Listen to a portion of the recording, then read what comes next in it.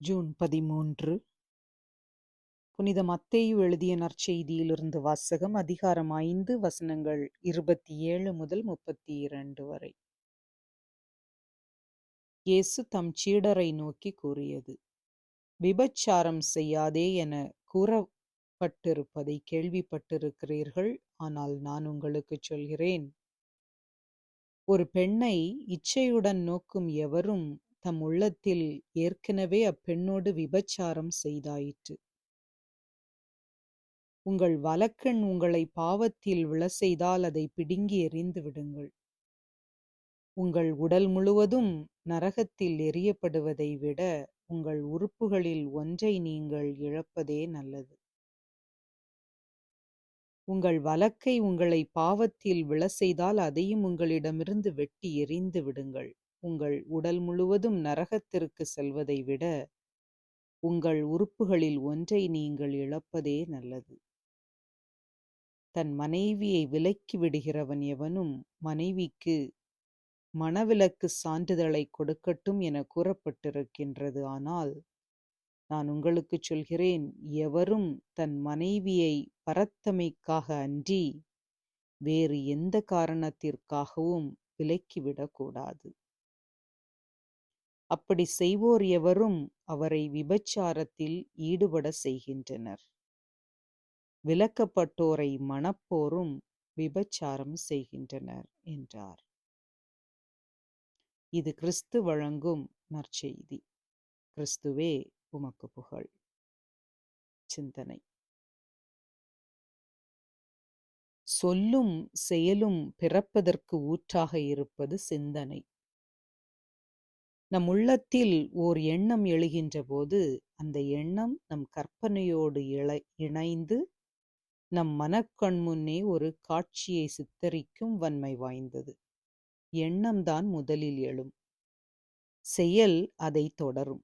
இந்த உண்மையை இயேசு அழகாக சித்தரிக்கின்றார். நாம் பாவ செயல்களில் ஈடுபடுவதற்கு முதல் காரணமாக அமைவது நமது சிந்தனையே. அதுபோல நாம் நற்செயல்கள் புரிவதற்கும் முதல் காரணமாக இருப்பது நம் சிந்தனைதான். சிந்தனை எவ்வாறு எழுகிறது? மெய், வாய், கண், மூக்கு, செவி என்னும் ஐம்பொறிகள் வழியாக சுவை, காட்சி, மனம், இசை என்னும் உணவு வேட்கைகள் எழுந்து அவையே சிந்தனைகளை தூண்டுவதாக அமைகின்றது. சிந்தனை எழுகின்ற போது கற்பனையும் இணைந்து அது ஒரு மனக்காட்சியாக உருவெடுக்கின்றது. எனவே நம் சிந்தனைகள் நல்லவையாக இருத்தல் வேண்டும். இதையே வள்ளுவரும் உள்ளுவதெல்லாம் உயர் உள்ளல் என்று கூறுகின்றார்.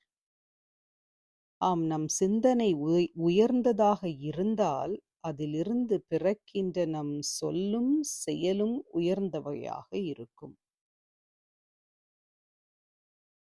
இயேசு தம் சீடர்களிடமிருந்து எதிர்பார்க்கின்ற நெறி உண்மையிலேயே உயர்ந்த நெறி. ஆம், நம் வாழ்க்கை முறை மாற வேண்டும் என்றால் நாம் எண்ணும் சிந்தனைகள் நலமானதாக இருக்க வேண்டும். நம் உடலும் அதை சார்ந்த ஐம்பொறிகளும் ஒன்றோடு ஒன்று இணைந்து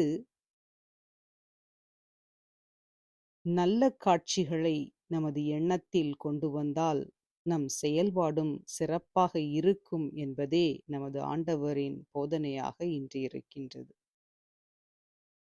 இன்று நம் சிந்தனை எவ்வாறு இருக்கின்றது? தூயதாக இருக்கின்றதா? நம்மை நாமே கேட்டு பார்ப்போம். நல்ல கண்ணோட்டத்தோடு எதையும் பார்ப்போம். நடக்கும் நிகழ்ச்சிகளை நல்ல மனநிலையில் புரிந்து கொள்ளுவோம். எதையும் நல்ல கண்ணோட்டத்தோடே அணுகுவோம். அப்படியானால் நமது கையையோ கண்ணையோ இழப்பதற்கு வேண்டிய அவசியம் இருக்காது. இறை வார்த்தையால் புதுப்பிக்கப்பட்டு ஒவ்வொரு நாளும் புது வாழ்வு வாழ்வோம். ஜெபங்களும் வாழ்த்துக்களும். ஆமென்.